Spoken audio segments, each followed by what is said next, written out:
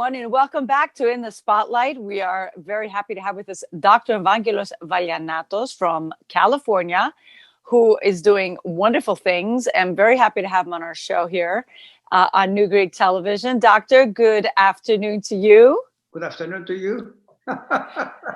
I'm just going to give a little background about you to our audience. You're a zoologist.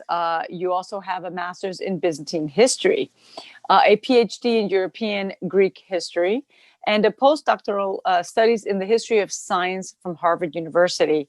You have an extensive background in different things, and your most recent experience was on Capitol Hill, working for the United States Environmental Protection Agency. You were also a teacher. You taught history, environmental politics, and you have over, I would say, 6 books that you've written, and one that's about to come out, which I can't wait to read, A Computer of Heavens and Earth from the Greeks. So welcome to our channel and on our show. Thank you very much. Let's stick on Environmental Protection Agency, the Environmental Protection Agency topic. Biden is our new president, and we're happy about that because he is a Philhellene. And he recently just signed back on to the Paris Accord Agreement. Can you tell us a little bit about how and why that's important for us? It's important because it brings the United States back, makes it part of the international community. And we are considering the greatest threat to humankind. So therefore, any act that we take, it has to also be taken by China and India and the EU and other countries in Africa and Asia. So Mr. Biden is a wonderful breath of fresh air coming in after the reign of 4 years of this horrendous President Trump, who not only denied that there is anything like climate change, but he diminished EPA to the point that it made the agency into a kind of a servant of the polluters. And I spent 25 years of my life in that agency, so I think I know a few things. You do, and we're very sorry to hear that. And yes, I am a pro activist for the environmental. I'm a big advocate for environmental protection and for world peace and for everything that has to do with saving our planet. It is very important. I personally can't stress enough. The United Nations has the 2030 agenda, and it is so important that all nations work together and all citizens, global citizens, work together so that we can achieve this goal. And the only way to do that is by offering information on what the environmental hazards are and how we all play a role in making this planet a healthier place to be. But you played a big role in the Environmental Protection Agency from 1979. And my question to you would be, what are some of the most pressing issues of our time around the environmental crisis that we're having right now around the world? I would start with agriculture, because agriculture is a way that humans produce food. And without food, we are not going to be alive. So what I noticed there, unfortunately, is that this country, including the EU, all the industrialized countries, they have moved away from traditional way of raising food into a kind of a mechanized, mechanical process of using massive machineries and enormous amounts of chemicals in order to produce the same stuff that my father used to produce with any of this machinery. As a result, the quality of food that we produce is diminished. There's part of poisons that the farmers use in all their fields ends up in the food that we eat. And this is not good for all of us, including especially the children. And not only that, the poison also goes into the rivers, it goes into the atmosphere. We have these massive animal farms and we have billions of animals which we eat in this country as well as other countries. And those factories produce methane and other gases that become part of the warming the earth. So for a number of reasons, that is for our diet, for our health and the health of the planet, the agricultural system we have needs to be transformed fundamentally. In fact, I wrote an article a few weeks ago in the Counterpunch in which I pretended to write a letter to Mr. Biden suggesting to him what he should do once he takes office. And I hope somehow that letter gets to him, because I started with agriculture and then I moved into climate change. And in climate change, we have to do something about the fossil fuel industry. We subsidize those guys to produce the very stuff that once you burn them, they warm the planet. So it's a kind of insane process. I live in a part of California. Each morning I take a walk or I bike, and I'm faced with hundreds of gigantic cars. All of these cars emit stuff that become the very gases that warm the planet. So we have to deal with a number of issues: car, that is transportation, food, and global warming. We have to produce alternatives. And the alternatives, of course, is solar power, the sun. The sun god Helios, the ancient Greeks worshipped as a god. Well, that god is eternal. It's not going to disappear tomorrow, and produces huge amounts of energy. And we use only very little in terms of doing something good. When I bought this house where I live, I immediately put solar panels on the roof of my house. And then I haven't paid a dime for electricity for the last 11 years. Well, these are the examples, and these are the things we need to hear. This is the information we need to get out to our viewers, it is also important to understand the role of the Federal Drug and Food Administration, because the things that you're mentioning, and I speak as a nutritionist, the agriculture, the way we're farming, and the pesticides, and the soil does not have any more nutrients, minerals. The nutrients are diminishing. And we are having a very big problem with consumption of meat, and of course the manufacturing, and the way that we're inhumanely raising meat, animals for consuming purposes. But the problem is that it all begins from the top, which is we do need, in my opinion, restrictions. And how do you feel about that? And what did you champion during your time on Capitol Hill? What we are talking about, it needs to be understood not just by you and me, but it needs to be understood by congressmen and senators, because they pass the legislation. Now, Mr. Biden appointed a former Secretary of Agriculture that used to work under Obama. That person, I don't remember his name now, but he did not exactly do much that impressed me. So I think Mr. Biden needs to pay more attention to agriculture, because it's so fundamental. You're talking about millions of acres of land that grow the same crop, and they poison all these crops. Therefore, they wipe out honeybees. Honeybees are essential for the pollination of 1/3 of what we eat. So it's necessary for this man, this president, this new president, to really focus on agriculture, because it's almost 50% of all the total pollution we put into the air and the food we eat. It's fundamental. It's life itself. There's so many issues, doctor, and I don't know what to. We need a full hour with you to discuss. But on this initial beginning of our conversation, because I'd like to have you back again to continue this, I'd like to focus on the farming. The pesticides are also causing a lot of health issues, and especially for unborn children, and many problems for our biodiversity, and as you said, also the bees and the animals and all the ecosystem of nature. But again, you said we need to bring these topics up and champion them in Congress. I understand that these topics have been people have been advocating for these, but we don't see anything happening. I mean, I think just recently, after how many years, they finally banned Roundup, or Roundup is not allowed. But why is it that it's taking so much time for our government to understand that this is very bad for the citizens? The reason for that is money. The money the industry is spending to send very well trained lobbyists to Washington, D.C., and to talk to congressmen and senators and probably bribe them indirectly, bribe them to continue to fund the programs that produce that is causing the harm to us and to the planet. So these guys have to be stopped. I mean, money has to be taken out of politics. Absolutely. I think we all agree on that. That's the corrupting influence.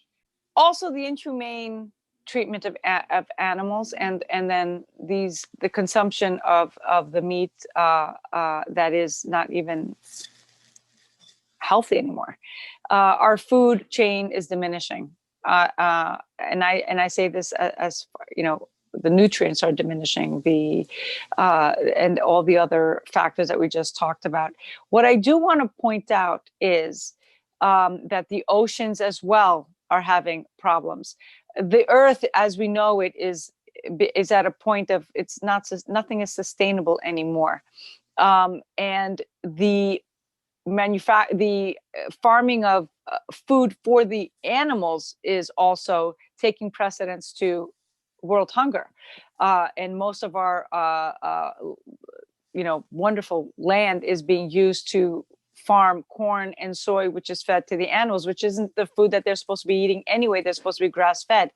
What say you on this topic? This is at the heart of not only our diet and our health, but also at the heart of global warming.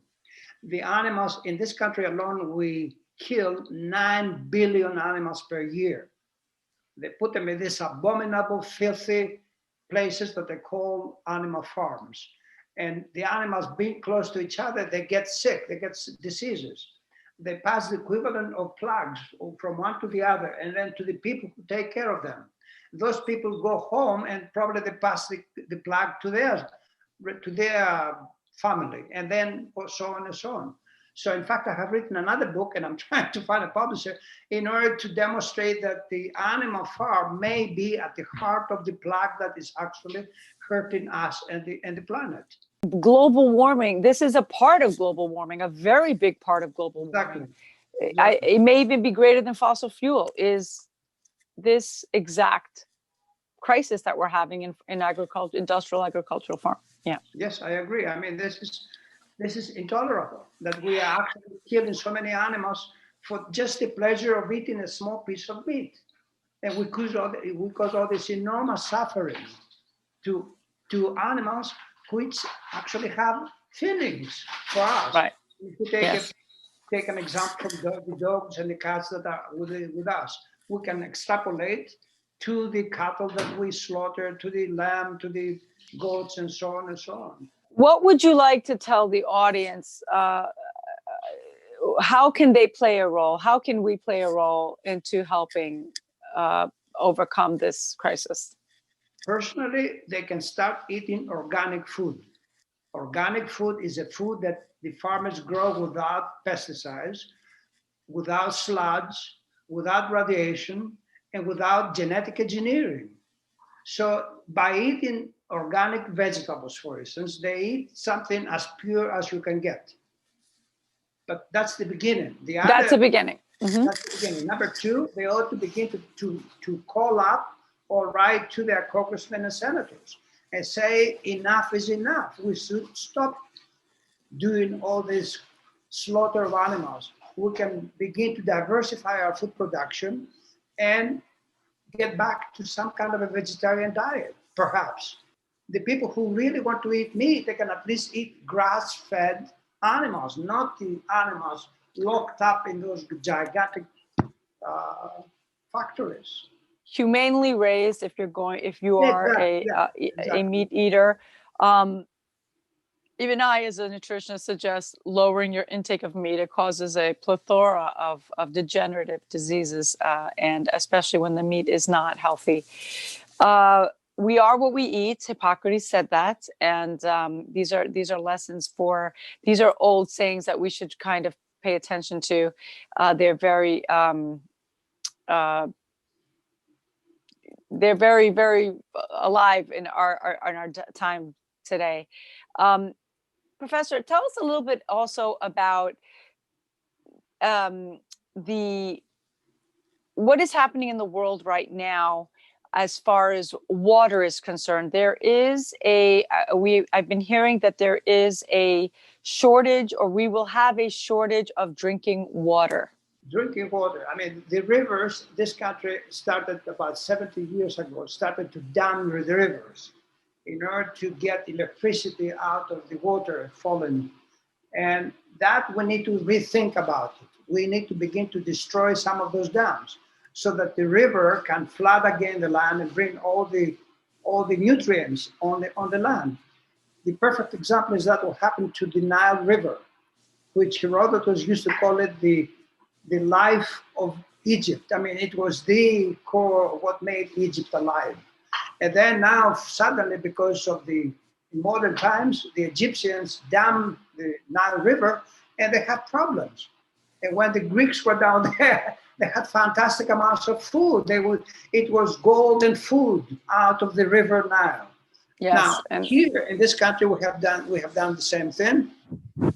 So you have the rivers being dammed, and then the farmers, because they use crops that need a lot of water, not only they diminish the water of the river, but they also make holes into the ground, and they go real deep, and they extract the groundwater in order to use vegetables and other fruit that needs a lot of water. And that is, of course, adds to the pressure against, it diminishes the quality and the amount of fresh water that we need. Water is life. Therefore, it's as precious as anything. I mean, we just had a couple of days of rain in California, Southern California, and suddenly everything looks different. I mean, it's beautiful when it rains. These are issues that need to take precedence. And we hope that we can all play a role in helping save our planet and save our food system as well. How is the situation in Europe? In Europe, unfortunately, the Europeans follow the American model. The Americans set the pattern, and then suddenly all the Europeans began to destroy their traditional ways of raising food, and they changed their fields, like in the state of Iowa. It's happening the same thing in Greece. I go to Kefalonia from where I come from, and then there's a supermarket, and it's written in English, supermarket in English, for the Cephalonians who probably don't speak English at all. But that's the kind of imitation, blind imitation, right, and copying. They're copying the foreigners so much that they ignore their own wisdom, their own traditions. On that note, I know that you're also a historian, and you are a lover of ancient Greek history and, of course, our culture. Tell us a little bit about your work on that front. Well, I started at the university, and I wanted to become a historian, and I did become a historian.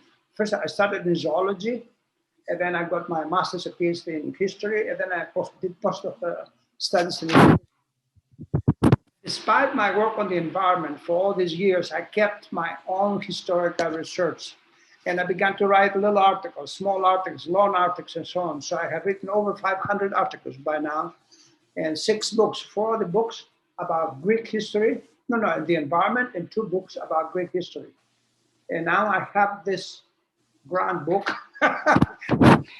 Andrian Era, in which I say, look, how did the Greeks get to the point to create this fantastic computer, which is like a modern computer because it has gears. This is the only machine from antiquity that has gears, and gears means advanced technology. So I started looking from Pythagoras down to Hipparchus, down to Ptolemy, the Alexandria great astronomer Ptolemy in the 2nd century. And then I came across Aristotle. And Aristotle was like a thunderbolt to me. To everyone. Because Aristotle studied biology. I mean, he invented the science of biology, zoology in particular. And that really enlightened me and helped me to continue with my own research. I mean, the Greeks, for that period, for several centuries, were the light of the world. They were the lighthouse that you suggested in your book at the very end. Yes. Perfect metaphor. Lighthouse for the world. Yes. And this is what keeps me going. Dr. Vallianato, I'd like to thank you again for your time. We need to continue this conversation. There's much more to be discussed, much more to tell our viewers. Let's leave them off with some tips on how we can all help save our planet. The way to do it is to think in a way about their own lives and how better they will be if the planet is healthier. And one way to do it is to convince their political leaders to change agriculture in a way that would diminish its damage and will increase production of healthier food, healthier drinking water, and healthier air that we breathe. At the same time, we need to also get the government to begin to act seriously about diminishing the threat of global warming. That is fundamental because global warming can actually destroy the planet eventually and make it inhabitable. So it's a grand idea, but it's also a very selfish idea because it's about us helping ourselves. And this is what I think we should do. All of us ought to support all this because it's making us better human beings and gives us a chance for our children and grandchildren to inherit an earth which is going to be in a position to support them and be a healthier planet. The Greeks used to worship the earth. Plato said the earth is the first and the oldest of the gods. Exactly. To be continued. Dr. Vallianatos, thank you so much. We will see you again on New Greek Television very soon.